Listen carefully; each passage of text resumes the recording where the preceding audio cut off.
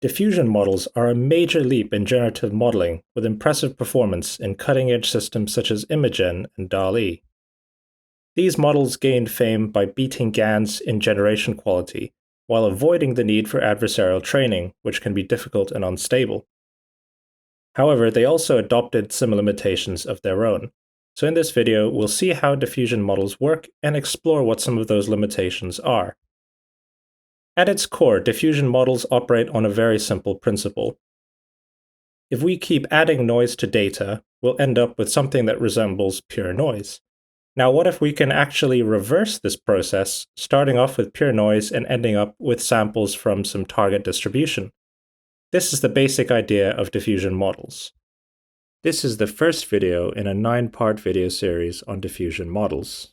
In this series, we cover the theoretical foundations, as well as some of the practical tips and tricks that have been used to address some well-known limitations of these models.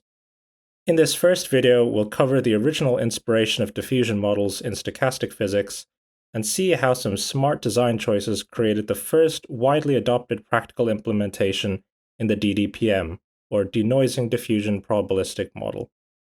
We'll see how these models are trained using maximum likelihood estimation and how this training objective is equivalent to predicting the noise in our corrupted images. But first of all, why diffusion?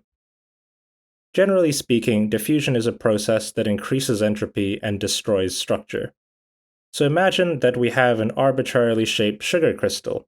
It may look like this Swiss roll that we have here. Now, this crystal is made up of lots of little sugar molecules arranged in this Swiss roll structure. Now, if we drop the crystal in some water, then the crystal will dissolve and progressively lose its structure. The individual sugar molecules will all undergo stochastic motion, and as a result, the macro-level distribution of molecules will spread out until it reaches a steady state of maximum entropy at time t. In a cup of water, this would be a uniform distribution. Now, the real interesting question is, what if we could somehow reverse this diffusion and recreate our original Swiss roll? Well, this is essentially generative modeling. Imagine that our space is now some n-dimensional data space represented by a variable x, and that our original crystal structure corresponds to some target distribution p star. In a practical setting, p star may be defined implicitly by our dataset on which we train our model. Now the question is, can we take some maximum entropy distribution, also called our base distribution p pi, and map it back to p star using some kind of reverse diffusion process? The insight of diffusion models is that we can use deep learning to do this, and now let's see how. Now before we talk about reversing diffusion, we have to carefully define exactly what it is we're reversing, and this is what's called the forward process, which we represent using Q. Here, we define this process to be a discrete Markov chain that acts on the data distribution. How it works is that we first set a fixed number of integer time steps big T, and assume that at every time step we have a probability density Q of xt, which is obtained using our forward process. So we basically define a separate variable for every time step t. And these distributions are all determined using our Markov process.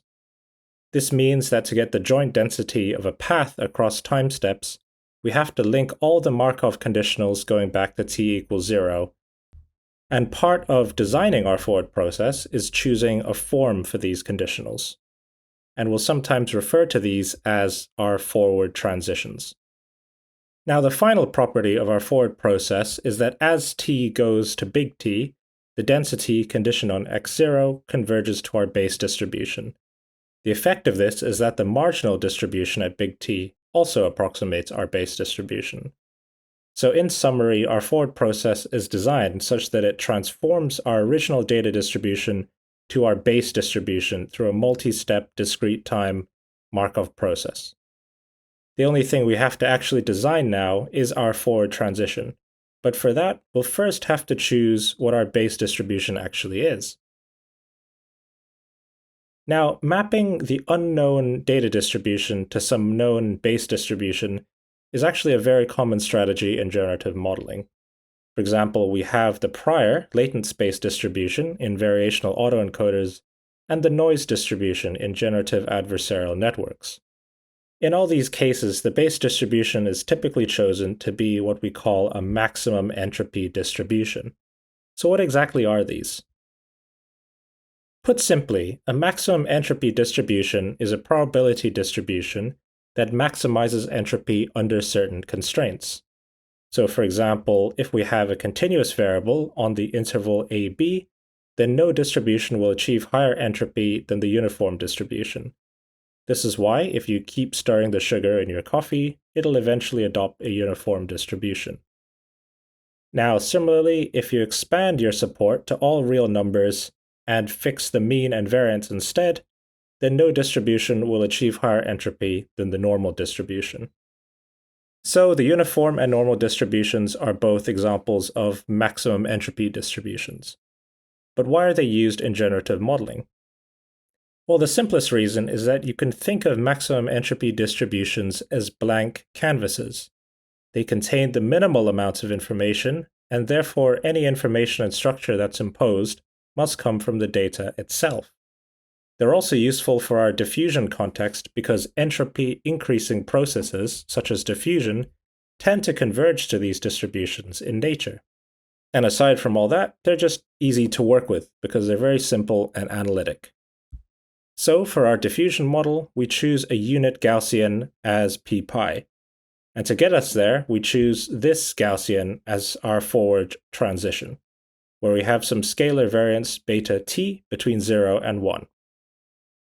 Now this beta t can either be learned or fixed, but for simplicity, we'll assume for now that beta follows a fixed schedule.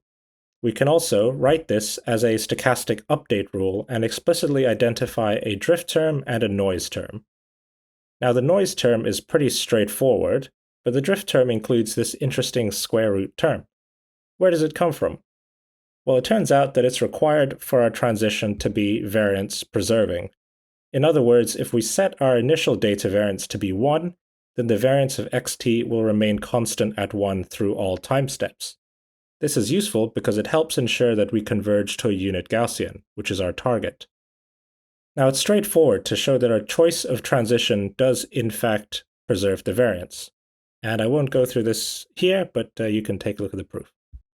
Now, writing the update rule this way is also useful because it helps us derive an expression for xt in terms of the original data point x0 rather than xt minus 1.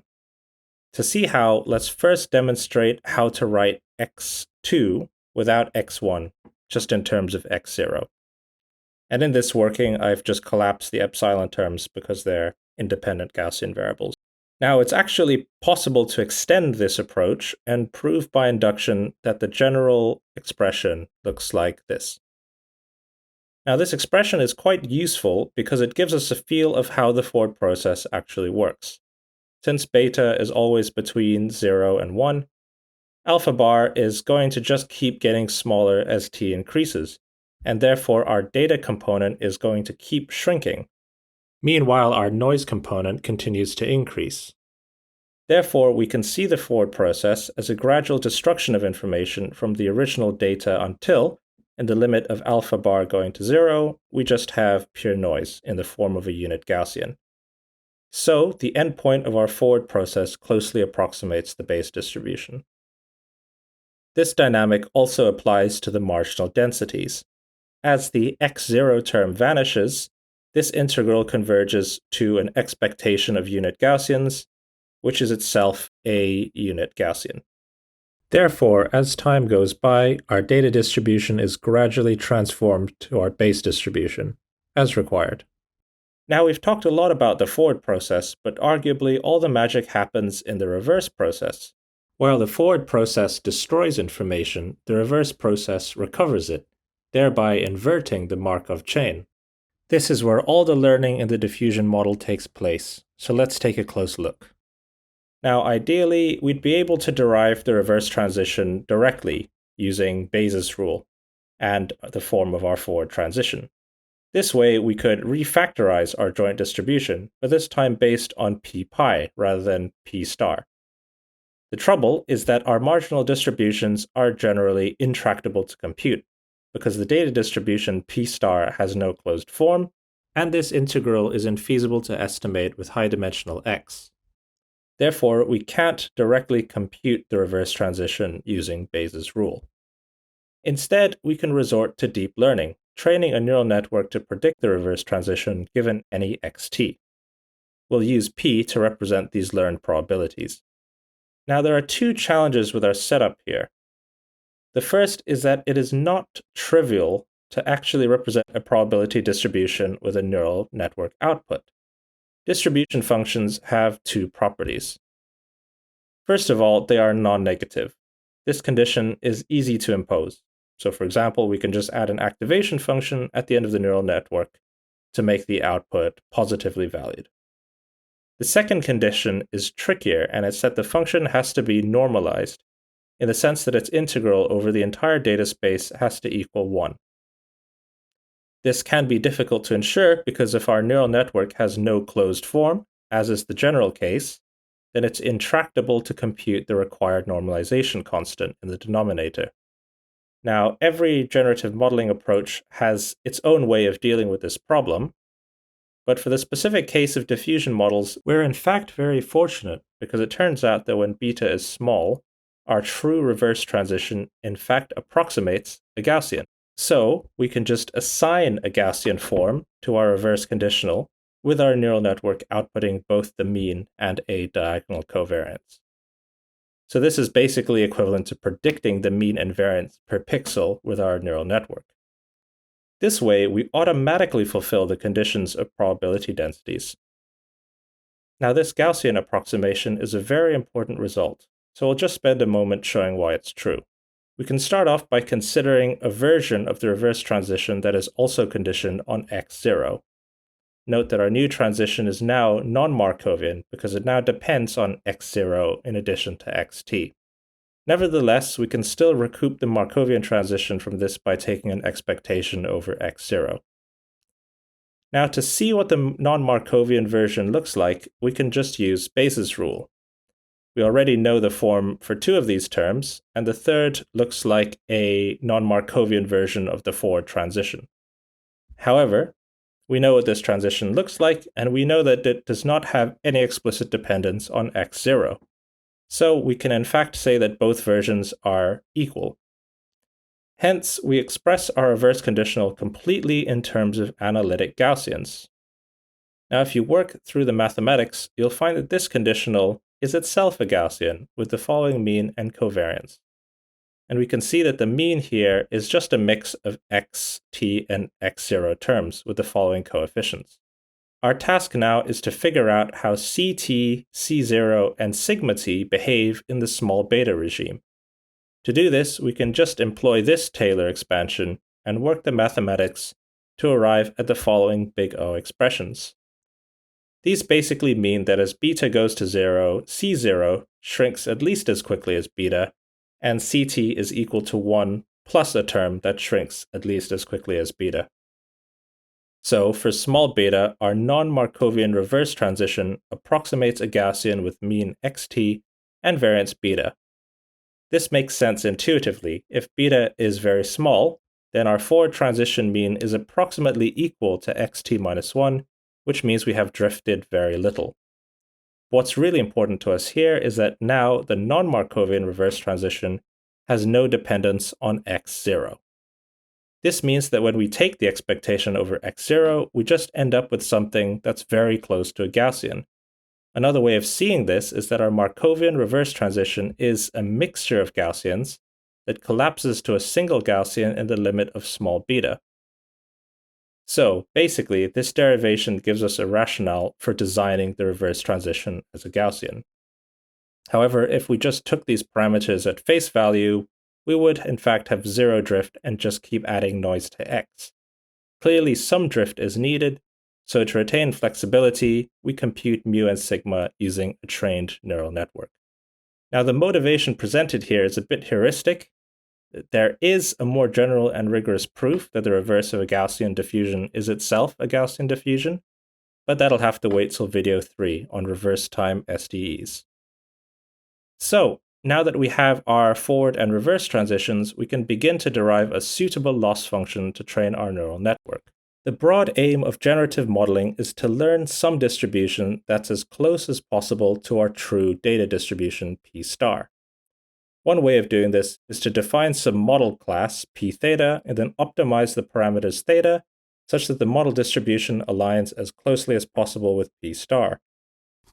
The probability under our parameters is called the likelihood, and we estimate the parameters that will maximize the likelihood of real-world data points in our dataset. Hence, this strategy is called maximum likelihood estimation.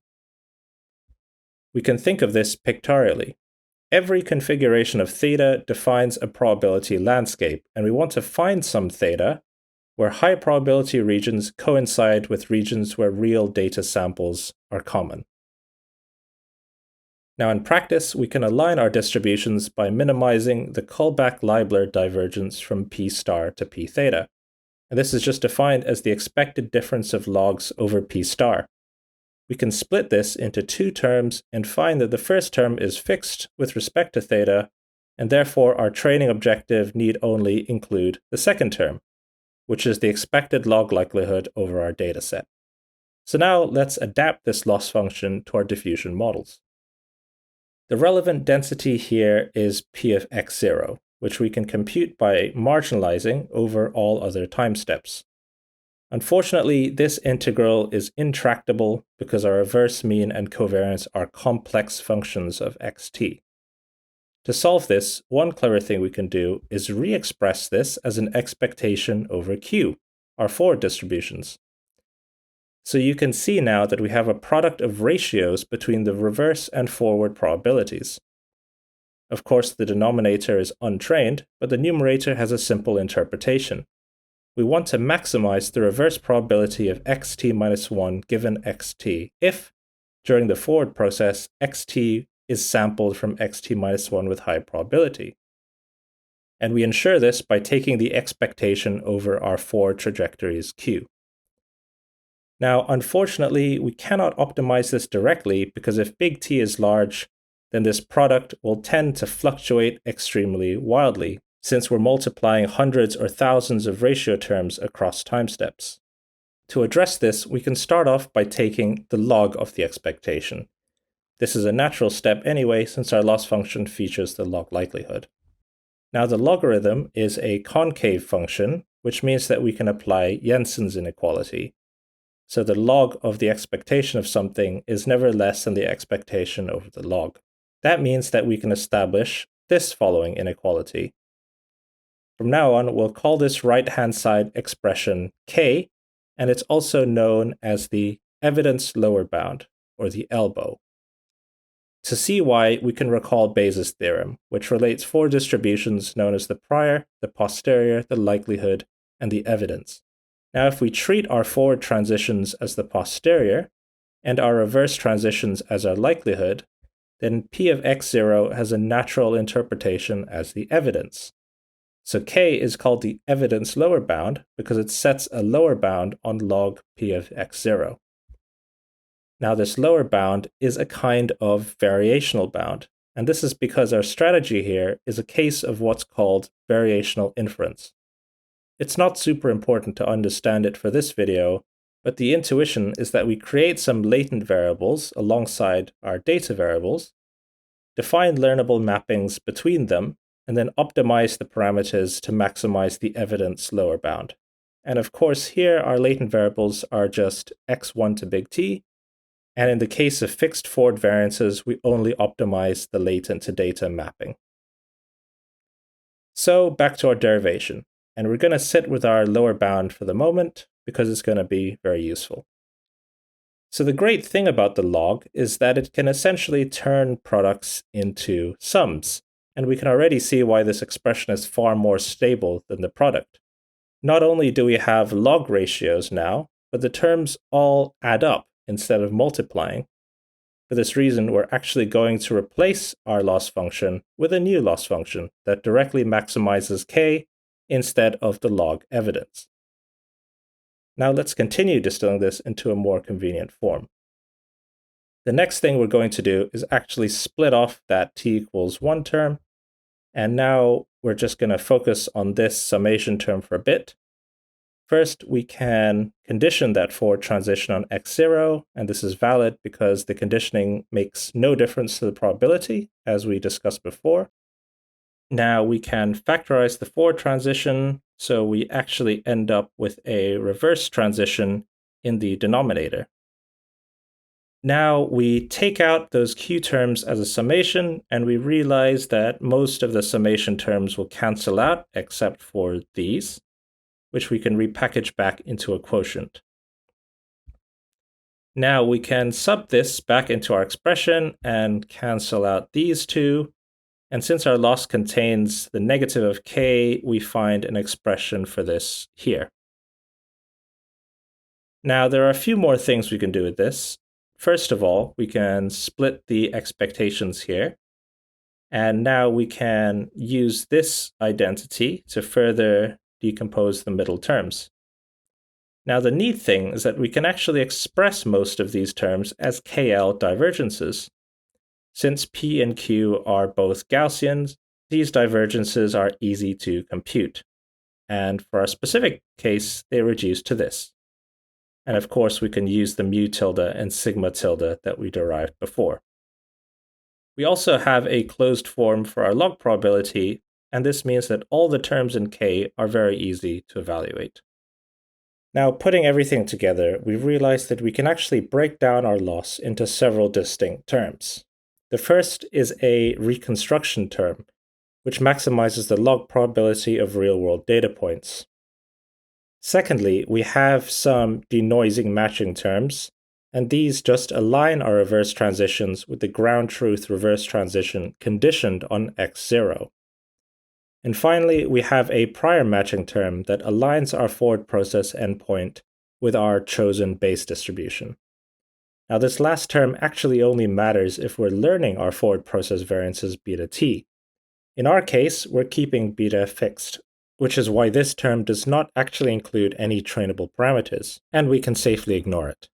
Now, you may be wondering why I've labeled this LT-1, and that's just because we're referring to the destination time step in our reverse transition, keeping consistent with L0 here.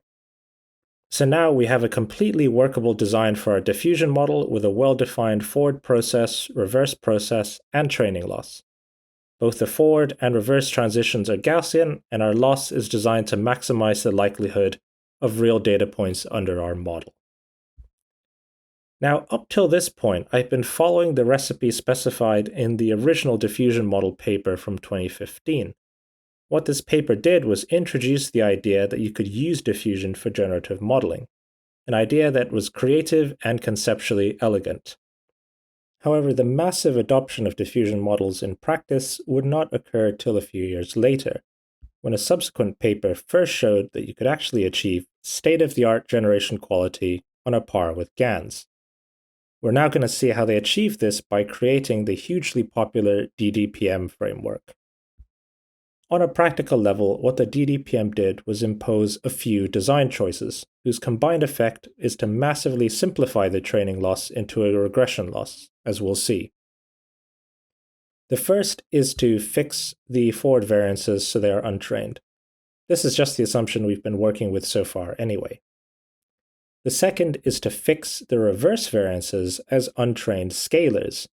So now we only predict the mean of the reverse transition, and its covariance is isotropic. So it's a scalar multiplied by the identity matrix. This means that we have to choose our variance schedule for the reverse process, and in the paper they try out these two options. The motivation is that these correspond to the sigma tilde that we saw before, which is the variance of our reverse step conditioned on x0. Now, the third design choice is a specific parameterization of our loss that frames it as a noise prediction objective. To understand how this works, let's see what happens to our loss terms under our new assumptions. First up is our denoising KL divergence. Now, the first thing we can do is strike off the -1 term because it's constant with respect to theta, and that's something we could have done with our original framework as well. However, what we couldn't have done before is strike off these variance terms here. And now we can recognize this as a Euclidean norm. Now, as we can see, our loss term just reduces to regression on the reverse mean, with mu tilde as our target. Since it's trivial to sample pairs of x0 and xt, we can directly optimize this objective for training, using an image-to-image neural network to predict mu. However, one of the main contributions of the DDPM paper is that they show that there are, in fact, at least 3 ways of posing our optimization problem, or 3 parameterizations, and some actually work better than others. This specific parameterization is referred to as mu prediction, where we output the predicted mean with our neural network. The second one is called epsilon prediction, and here we use our network to actually predict the noise that was added to x0 to get xt. To see how it's mathematically equivalent to mu prediction, we recall our forward equation from before and plug x0 into mu tilde. Now, mu tilde is explicitly a function of xt and epsilon, but we can see that xt is itself a function of x0 and epsilon. So we can say that mu tilde also depends only on x0 and epsilon as well. Now, seeing this expression for mu tilde may inspire us to ask whether we can use our neural network to instead directly predict epsilon, and use this to then calculate the predicted mu. Now let's see how this happens in practice. You can see that now we're just averaging over x0 and epsilon, and if we expand those mu terms, we can in fact cancel xt and take out the coefficients, realizing that what we've now got is just a regression on the Gaussian noise epsilon. In other words, when given a noisy image and the corresponding noise level encoded by t, the network must predict the noise component of the image, which involves an implicit prediction of the clean image as well. Now, it turns out that noise prediction was empirically found to work a lot better than mu prediction, so the DDPM uses this as the default parameterization. Now, for the sake of completeness, I'll just mention 2 more parameterizations that we can do. The first is x0 prediction, where we directly predict the clean image. Empirically, it was found to produce inferior sample quality than both mu and epsilon prediction. The second is something called velocity prediction, which was introduced a bit later and has some nice stability properties. We'll cover it in more detail, but not till video 8 on latent diffusion models. So, now that we've sorted out our LT-1, let's figure out what to do with L0. Since we're fixing our reverse variances, we can strike off this term. So now we have a regression loss aligning mu with x0. Now we can summon our expressions for x0 and mu and plug them in, and of course the x1 cancels here. So we have this now, and from here we can take out some of the constants. Now at this point we recall that beta equals 1 minus alpha by definition, and alpha 1 bar is equal to alpha 1. Therefore, we can strike this quotient here, and now we can see that the form of L0 is in fact the same as the form of LT-1. Therefore, instead of having to consider 2 separate loss terms, we can just consider LT-1 applying across all time steps from 1 to t. Now, before we finish, we're going to apply one final modification to our loss terms. If we imagine that each time step loss contributes equally to the total loss across time steps, then we can see that our regression errors are weighted by this quotient here. This weighting defines some prioritization of time steps, and it turns out that this is not always helpful. To see what I mean, consider some standard beta schedule. So for example, in the paper, they use a linear schedule from 0.0004 to 0.02 over 1,000 time steps. Now, if we plot the weighting coefficient over t, we can see that it massively downweights later time steps, which correspond to higher noise levels. This isn't ideal because higher noise levels contain less signal, and are therefore more difficult for the model to denoise.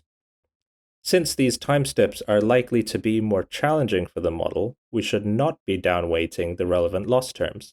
And to remedy this, the DDPM simply gets rid of the weighting altogether and just uses this simplified version of the loss.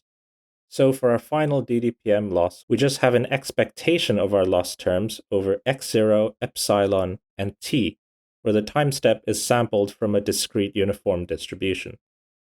We call this L-simple because it just contains our simplified regression loss without any time step weighting or prior matching term. Now formally, even though this looks like an unweighted version of our previous loss was in fact derived using the true variational bound. So by removing those coefficients, we are imposing our own artificial weighting. So we can say that we're now training on a re-weighted variational bound. Counterintuitive as this may seem at first. So now that we have our final loss function, let's see how we can actually train and sample from a DDPM. The training algorithm is very straightforward. We just sample x0, epsilon, and t, then take gradient steps over batches. Our sampling algorithm is also very straightforward. We just take reverse steps after sampling x big T from our base distribution. In each reverse step, we sample from a Gaussian centered on the predicted mu using z as our noise variable to distinguish it from epsilon. And in the final reverse step, we just take the predicted mu as our output. And that's pretty much it. The method is very elegant and straightforward, even if it does rest on quite a lot of theory. Now, the only thing we haven't really talked about is the architecture of our neural network. And this can be any image-to-image architecture, but in practice, UNets are a very popular choice for this. And in the DDPM paper, they use a UNet with a mix of convolution and self-attention layers, with some conditioning mechanism for T. We'll come back to the topic of network architecture in video 9 on diffusion transformers. So now that we've examined all the components of the DDPM, let's see how it performs in the real world. The first benchmark is noise prediction versus mu prediction. And here we have two very common metrics in generative modeling. Inception score, where higher is better, and Frechet inception distance, where lower is better.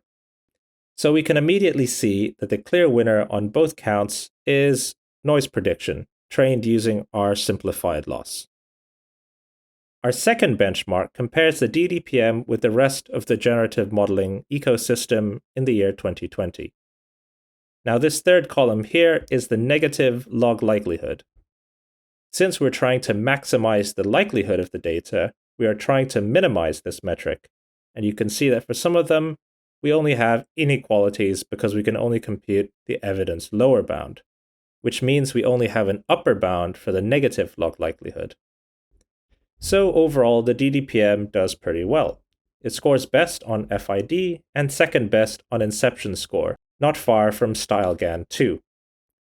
On negative log likelihood, it's higher than the sparse transformer, but much better than the original diffusion model implementation. So all in all, it does very well. But what about its limitations? Well, its biggest one is that sampling is very slow. As we've seen before, the Gaussian reverse form is a valid assumption only when beta is small, which means that in order for our reverse process to converge to a unit Gaussian, we have to run on hundreds or even thousands of time steps. So in the DDPM paper, they have 1,000. This means that sampling one image requires 1,000 forward passes through our neural network, compared to just one forward pass for a GAN. In fact, in one empirical comparison, a DDPM was more than 1,200 times slower than a GAN at producing the same quantity of samples, highlighting the practical drawbacks of diffusion models. Unsurprisingly, there have been many innovations over the years to improve sampling speed. Some of these focus on the sampling process itself, such as the DDIM and consistency models, and some focus on the forward pass, like the latent diffusion model. Since the DDPM paper, there have also been several proposed improvements to the basic method, ranging from learned reverse process variances to better noise schedules and more. We won't cover these in our video series, except for classifier guidance, but they're definitely worth checking out if you want to actually implement a diffusion model. So now we've explored the ins and outs of the DDPM. We've seen how the model works and how we can train and sample from it. In the process, we discovered a striking connection between variational inference and noise prediction, seeing that the latter allows us to increase the fidelity of our generated samples. It also turns out that diffusion models can be interpreted through the lens of score matching, a unique theoretical perspective that we'll cover in the next video.